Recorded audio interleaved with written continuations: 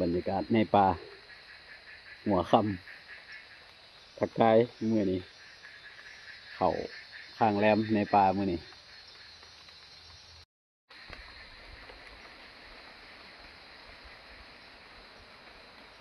มาผักแรมนำกัน พี่น้อง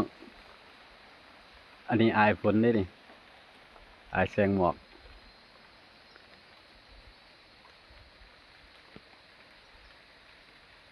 เข้าป่าหาเห็ด